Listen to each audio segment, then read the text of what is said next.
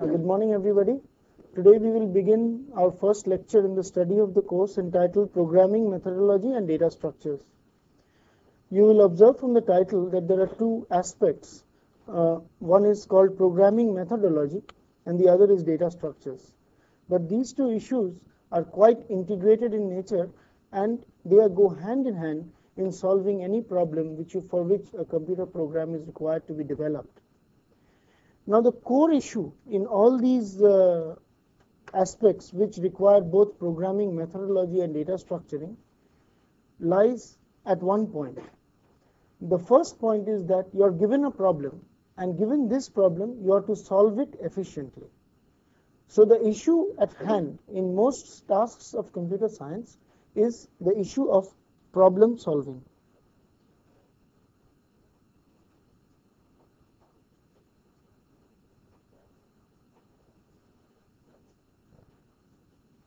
Unless we understand how to solve problems on a computer quite efficiently and what are the steps to do it, it will be very difficult to understand what programming methodology and data structuring means, because these are two derived items of the system of problem solving. Now, the first thing that we have to remember about problem solving is that we are solving the problem on a computer. And the computer has got a particular structure, a particular architecture, and we have to remember that we are going to solve problems on that machine. On the other hand, problem solving is not merely a process of programming. It is a process of developing the solution to a problem which is expressed in a natural form. For example, when somebody gives you a problem, find the maximum of n numbers, this problem is posed in a natural language. It is our duty and task to convert this problem posed in a natural language to a computer which will solve the problem.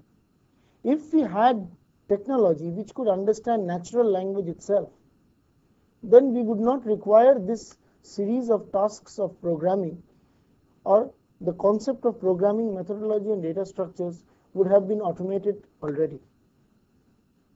So, since we are having a programming language, or we are having a computer which can understand only a restricted form of language, and the problem is posed in a natural language, it is our task to convert this problem into the language of the computer so that it works efficiently. So this is the core, and we shall call it problem solving. So our task is to understand the technique of problem solving. The technique of problem solving is not very easy to understand. It's not a very simple task. And it requires a lot of issues other than pure programming. The first issue and the first aspect about problem solving is that when a problem is expressed in an English language, find the maximum of n numbers, there are no steps which are told that this is the steps that you have to follow to find the maximum of n numbers. Then why does the question of steps come in? The question of steps comes in because of the architecture of the computer itself. The computer is unable to understand a visual expression. You cannot give a diagram of n numbers to a computer like you can give it to a human being who will just observe it and give you the answer. So the question of steps is an inherent issue which is related to the architecture of the computer. Therefore, the first aspect of problem solving is to convert it to a sequence of steps. And how do we convert it to a sequence of steps is something that we do ourselves. So in other places you will read up terms like algorithm design, terms like programming methodology, terms like data structuring. These are all related to converting the problem which is given to you to a sequence of steps which can be executed in the computer. It is very difficult to define and understand and present an automated way of saying that this is the theory of problem solving. there is no well-defined theory of problem solving till date in which you will express a problem in a given language like English or any other natural language, and the problem will automatically be solved on the computer. Partial solution to such automated problem solving has been achieved in artificial intelligence, but it's a long way to go before we understand what actually automated problem solving is, because it is possibly one of the tasks and one of the goals of computer science itself to understand what automated problem solving is. Now, problem solving, as we understand it, is a mixture of techniques, intuition, and other aspects which have formed a body of knowledge. Now, this body of knowledge has to be used and understood if, in order to really solve individual problems at hand. Our task in this course will be to study this body of knowledge through various forms so that we are able to use it and develop new techniques in future. While it is difficult to express what automated problem solving is, there are several ways in which we can try and impart this knowledge to others, and that is what I will be trying to do in this whole lecture. Now, let us take an example. As I said before, the example that we will take is maximum of n integers.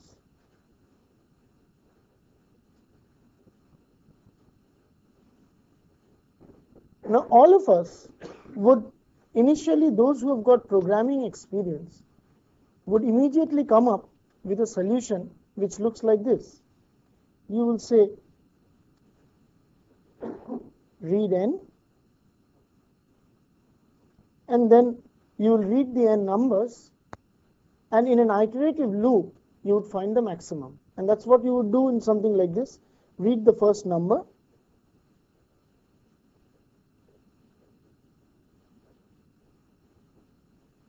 and then initialize the maximum to this number, and then in a loop with an index I equal to 2 to n in steps of 1. What you would do is, you would read the next number,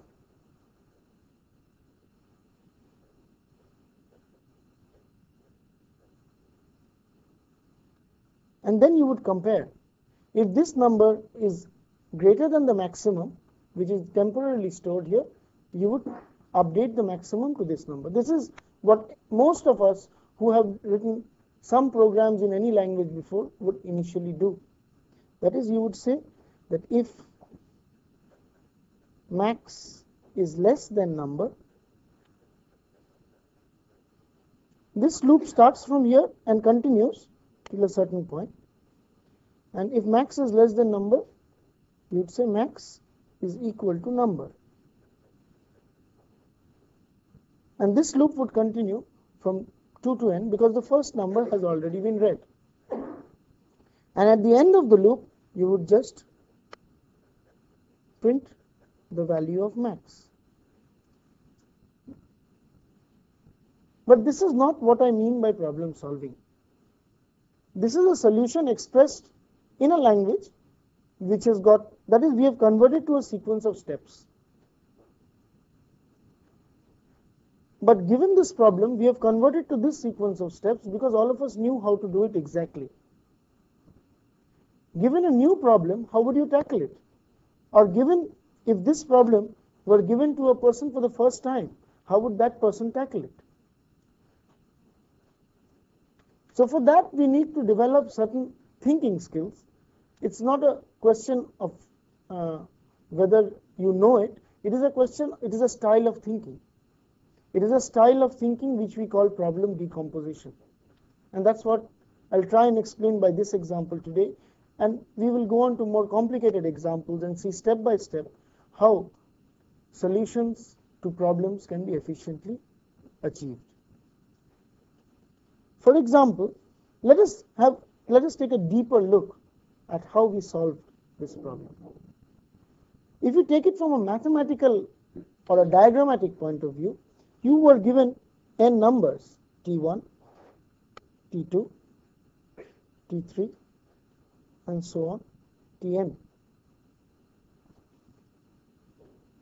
And what was the problem solving approach here? The problem solving approach here was, we first tried to solve the problem up to here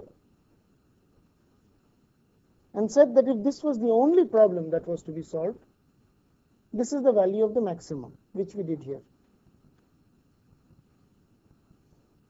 And then once we've solved this problem, we tried to solve the problem from beginning to here.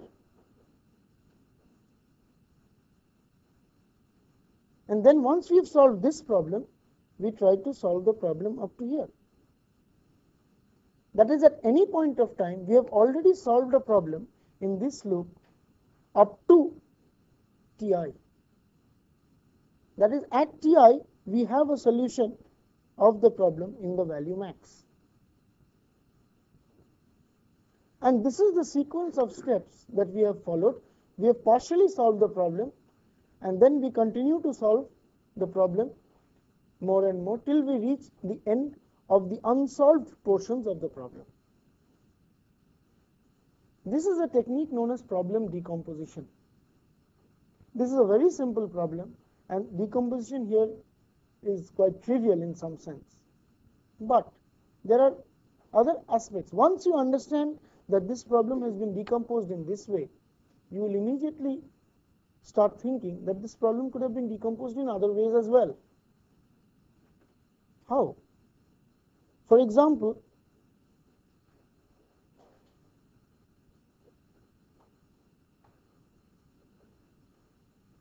what I could have done was, I could have solved this problem and obtained a value called max1. I could have solved this problem independently and obtained a value called max2. And the solution to the whole problem would be the larger of the two. So rather than decompose it step by step like this, we could have decomposed it in any other way, and we would have yet got the solution to the problem.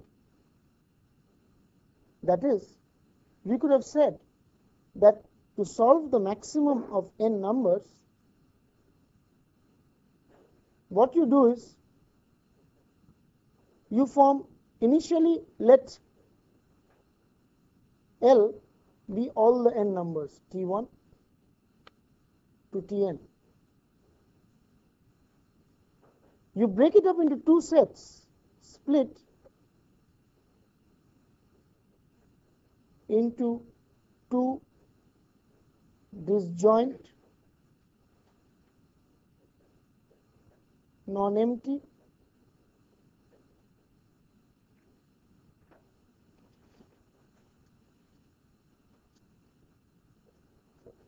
sets L1 and L2.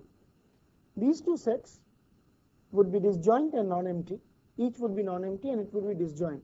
There is no point keeping common elements because you will be wasting your time trying to solve the common parts. You could have done it. That is also a part of decomposition.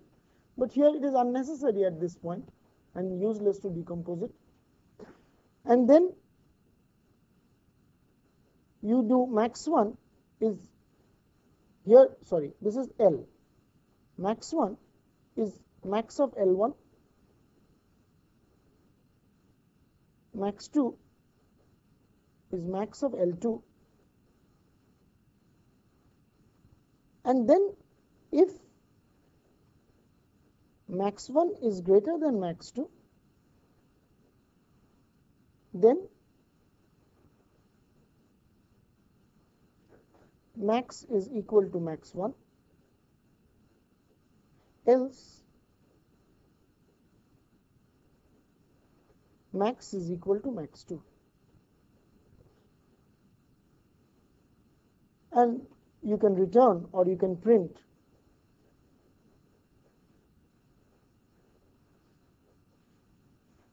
the value of max.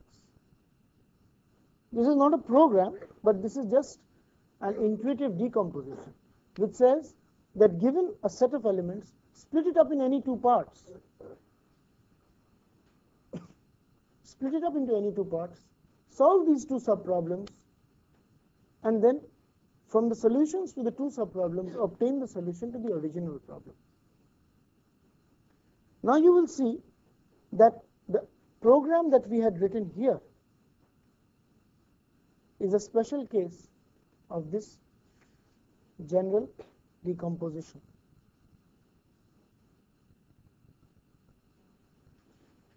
Okay?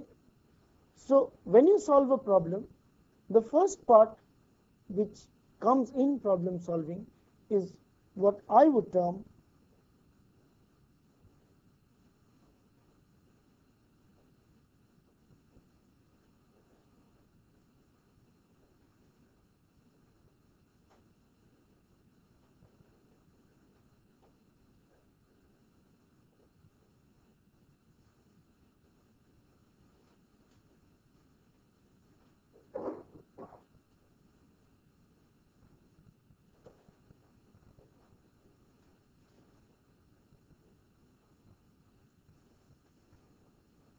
these are the broad steps, one of the guidelines which can be used in problem solving. There are no hard and fast rules. These guidelines can be broken to obtain better solutions in some problems. But these are the general techniques which can be used to obtain solutions to a large number of problems. The first is initial solution generation. That is, sorry, you have to try and solve the problem which has been posed to you in some form. And at this point in initial solution generation, there is something called inherent solution in a person's mind. That is, you must be able to solve this problem in your own mind before you can really solve it on the computer. Now, solving it in your own mind is something which is vague. And in order to make it more concrete, we would say we need to decompose the problem in some way. Decomposition inherently gives you a sequence of steps, but it gives you a very broad outline in that sequence of steps. Therefore, the first thing is initial solution generation. For example, we could call such a solution as an initial solution that we have generated. Now, given an initial solution, you will see that this initial solution actually encompasses a lot of possible final solutions. In this simple example, the possible final solutions will differ depending on how you have split it. We will see other situations in which there will be more complex issues in developing a final solution. We shall come to them step by step. And how to generate an initial solution, there is no hard and fast rule. We shall learn it through experience and problem solving. And once we get what is called the hang of it, we will be able to possibly solve several problems in our own ways. So, getting an initial solution, and this initial solution contains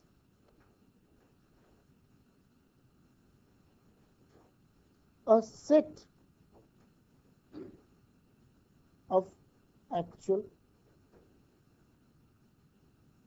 programs.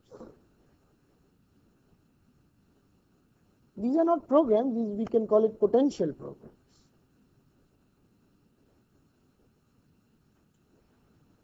So this is the first step.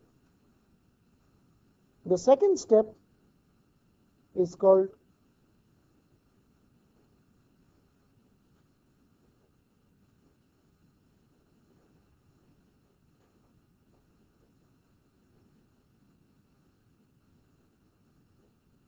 initial solution refinement. That is, given the initial solution, you would like to find out which final solution you would take. And to decide that, what are the conditions to decide which is the final initial solution that you will take? The main criterion is efficiency. Here, at the initial solution, the condition that we have taken care of, and that is the prime condition in any problem solving, is correctness.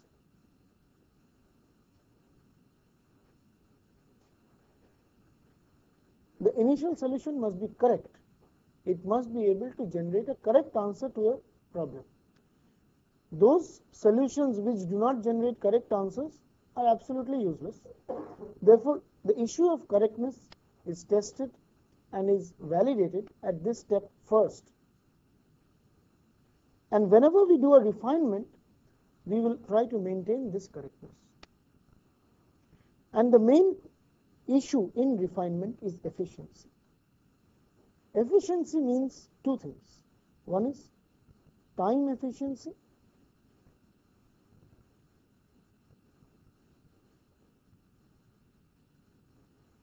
and the second is space efficiency.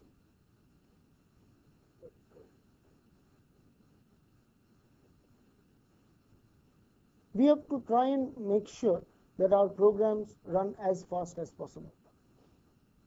That was the need for computers, to make things run fast and get them automated. And space efficiency is required because space is at a premium. Today, memory technology is such that we can have a lot of memory, but still there are problems where space will be a premium. We will not have sufficient memory to solve the problem if we want to use certain techniques. And there will be a space-time trade-off. That is, there will be situations in which to reduce the space, we may have to increase the time. Or to improve the time, we may have to increase the space. So, given an initial solution, we have to choose from the set of potential programs the final solution. And the criteria for choosing it will be efficiency. This is where the steps of the standard steps, which we call programming methodology and data structures, come in. At this point, it does not come in directly. Here is an issue of problem decomposition, which is something like, say, to give you an example, nobody can teach you how to solve problems in geometry. Somehow you solve them through experience of previous solutions, so through some theorems that you know, and through something which we call intelligence, which we do not understand properly. Similar things are available here. You have to have an insight into the problem. You have to know several problem solution techniques, and a combination of these with your own intelligence will be able to give you an initial problem. And two people may generate two totally different initial problems for a particular given problem at hand. But once you're given an initial problem, there are certain techniques which are now quite standard and well known. These form part of programming methodology and data structures. And here we come across the terms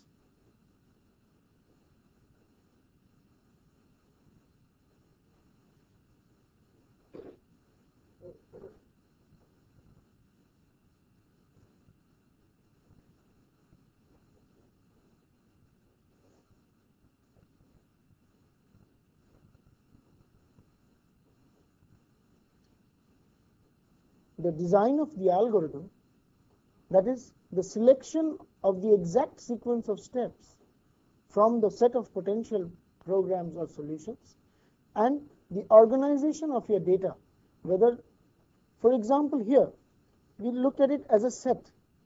How will this set be stored? How will this set be organized? Once you have decided to split it into equal halves, say, then how will this set be organized? As an array, as a list, as what? Will we not keep anything? Will we just read it as and when required? So, data structuring goes hand in hand with algorithm design to give you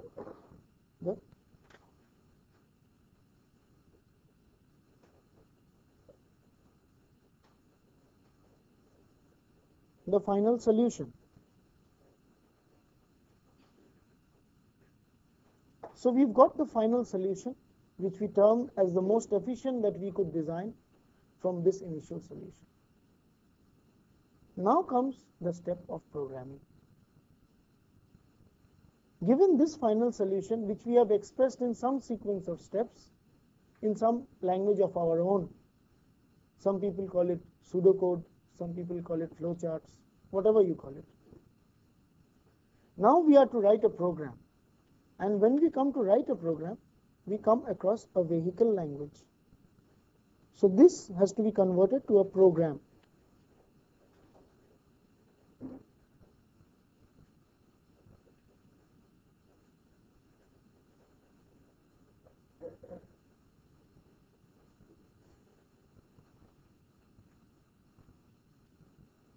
Now, given the situation, the circumstances that are provided to us, we will be using a vehicle language which is available. Now, among vehicle languages, if you are given a choice, then you will use that language which provides you as much closeness to the process of pseudocode or the process in which you have written your program, developed your initial solution. So while natural language is nearly unreachable at present, programming languages are being made more and more sophisticated so that they can take into account what are called high-level features. At the base of the computer, everything runs in machine language. But since we do not want to program in a machine language, it's not that you cannot write the program in a machine language. It's very tedious and difficult to translate an algorithm which we have expressed in a near English language in a sequence of steps into a machine code. So people in computer science are developing languages which can understand and realize and translate more and more structured forms into machine code.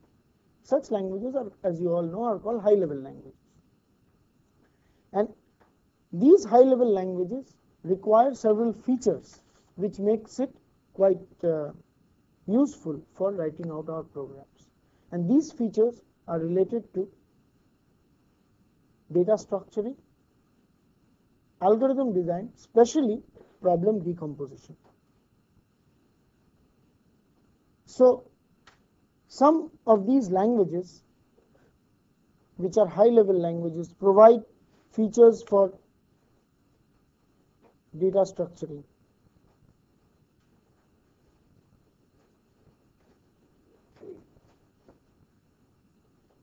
For example, you have got a lot of declared types. All of us know arrays. You can have several data types. For example, if a language provides you a set data type, then it would be more convenient for you to use that set data type rather than implement it as an array or linked list. So data type and operations. Several languages provide more and more abstract data types and operations. We shall see something called data procedure encapsulation.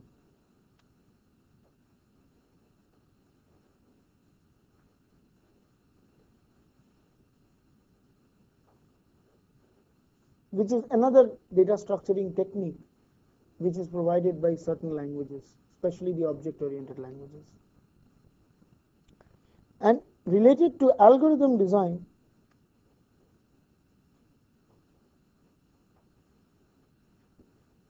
that is the exact sequence of steps, these languages provide you control constructs.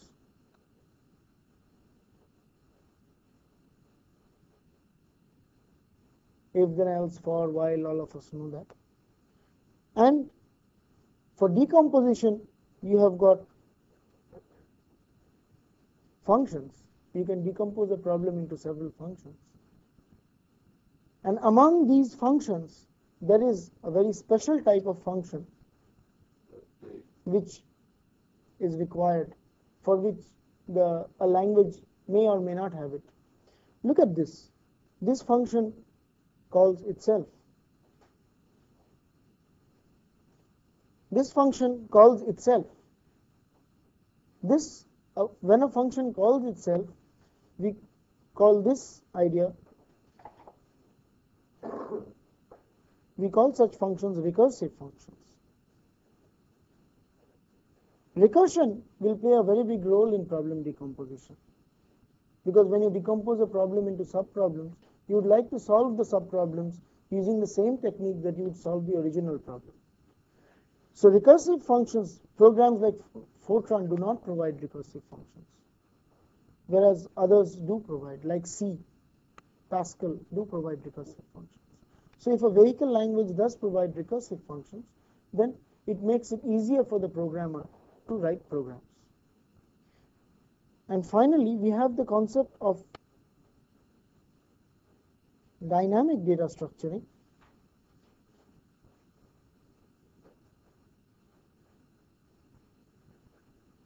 which is very useful in writing out solutions to several problems. Dynamic data structuring means that you would require some space at a certain point of time, and you would ask for that space, organize it, and then when it is over, you can release that space, so that you can make use of available space as and when required, rather than declaring the whole amount at the beginning. For example, if I asked you to find the maximum of n numbers and never told you what is the value of n, then you would find it very difficult to declare. Suppose I asked you to sort n numbers, you would have, most of us know that we require an array of size n. Now, if nobody told you the value of n a priori, or even the maximum value of n, it would be very difficult in most programming languages to declare the value of n, and to declare an array of size n. In Fortran, you can't do it. But many languages will provide you with dynamic allocation facilities for allocating and deallocating data dynamically during the program. So when such facilities are available, it becomes much easier to translate your final solution into a program.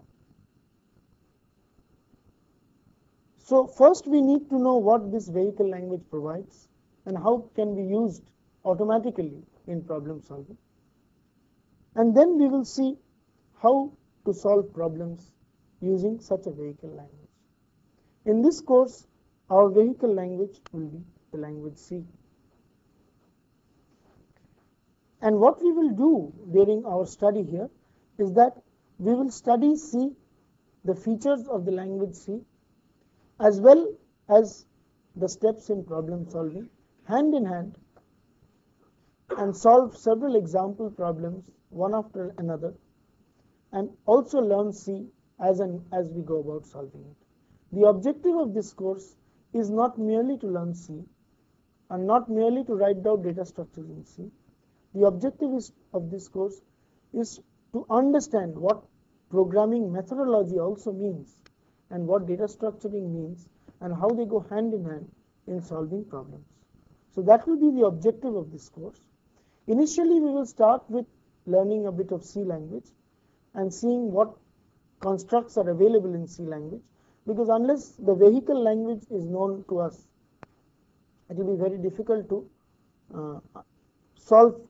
get the final solution.